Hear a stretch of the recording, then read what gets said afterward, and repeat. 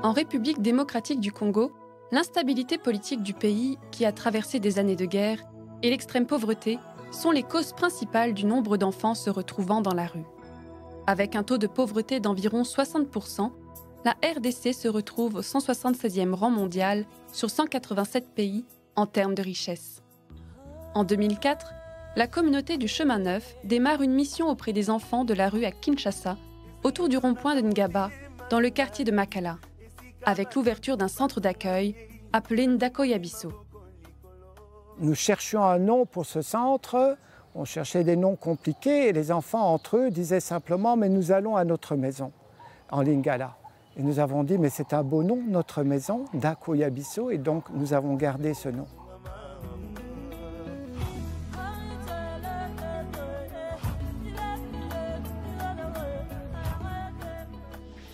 Ngakomolanga Moïse. Andaki ofanda na bandal. Andaki ofanda na bandal na mama. Kote papa kenda toyeba ati. Mama biso pa ebise ngati. Nanda ofanda na mama biso ve. Pa na andaki obela diabète. Ali atindanga pa masanga we na mabanja. Na mabanja na tandaka ofanda na masanga. Ali, ma sœur Anna a eu à faire moi pour faire un tawakwiti. Anda yo me la wakwiti ba la toko. Aya ka beta nga ku kanga basinga. Ula isanga banzala. Ali, ma sœur Anna e mo kwa bisinga ni kena kima. Éducation batang sa biso ma ba alphabétisation. Ku beta pe ma babale. Ça la peut m'avoir sorti, déplacé, j'aurais nous l'accès au moins bien, on a cette là. Gilio, pour sa petite histoire, il était venu avec une note de la police nous disant qu'on ne sait pas là où il vient et il ne parlait pas.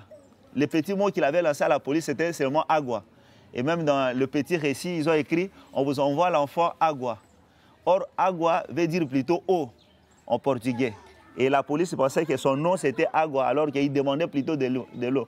Il était mal nourri, déshydraté à l'époque. Mais quand on l'a accueilli, et tous les contacts qu'on a essayé de lui donner, aujourd'hui il est en forme. Ça nous a beaucoup étonné parce qu'au début, il ne parlait que le portugais, mais actuellement, il parle très bien lingala.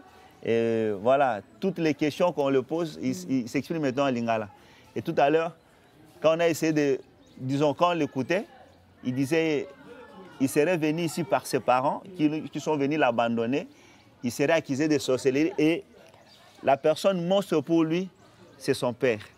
Et chaque fois quand vous lui demandez qu'est-ce qui est arrivé, il dit c'est le papa qui était méchant, il m'a tabassé. Donc vraiment, je n'avais pas de réponse.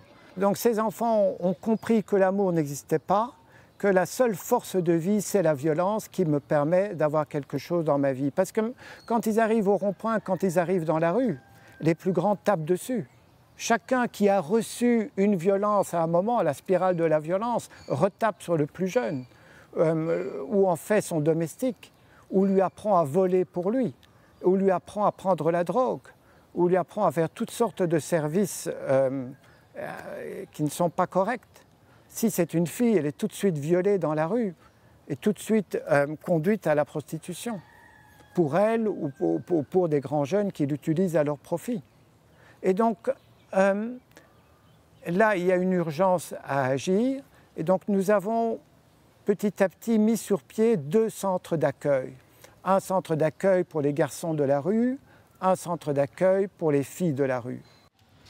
Ndako Yabiso, j'ai fait aussi ce travail-là d'une mère.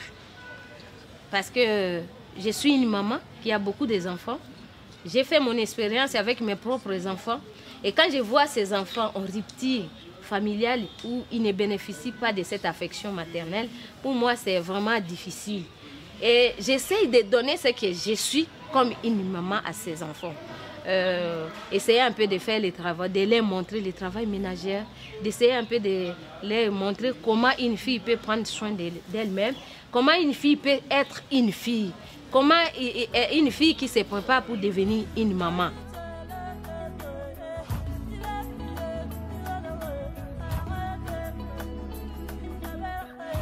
Au centre, les enfants sont accueillis de jour. Les plus petits ou les enfants en danger sont hébergés sur place. Tous ont droit à un repas par jour, des vêtements propres, la possibilité de se doucher, de faire une lessive.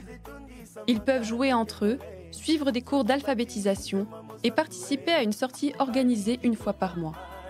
Les éducateurs prennent des temps d'écoute avec eux pour comprendre leurs histoires et les aider. Ils ont accès à des soins ou suivis psychologiques si besoin.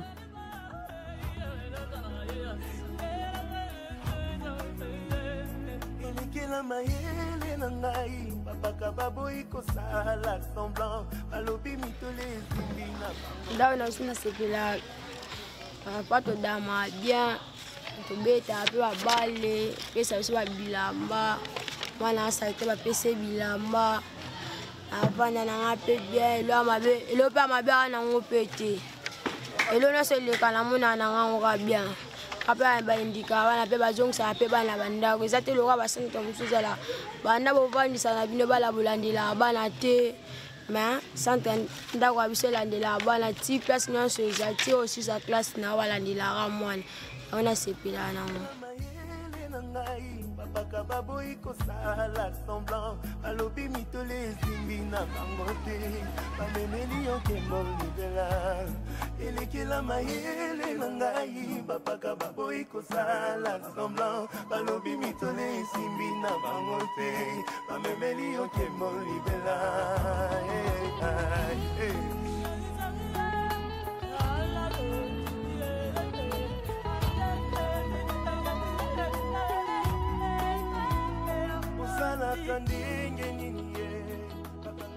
Je porte la mission de Ndako ya Biso, une mission de la communauté qui s'occupe des enfants de la rue depuis une dizaine d'années.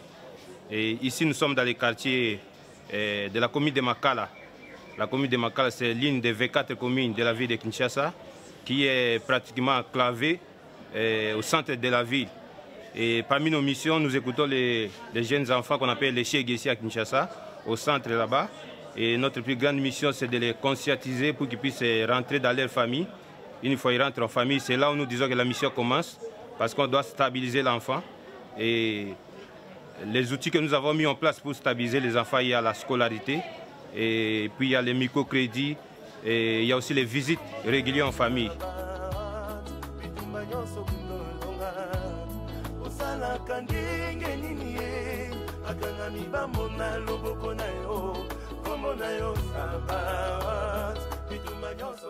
Les éducateurs du centre font un travail de suivi des enfants avec pour objectif de réunifier l'enfant en famille, c'est-à-dire essayer de l'intégrer de nouveau dans sa famille d'origine ou dans une famille d'accueil.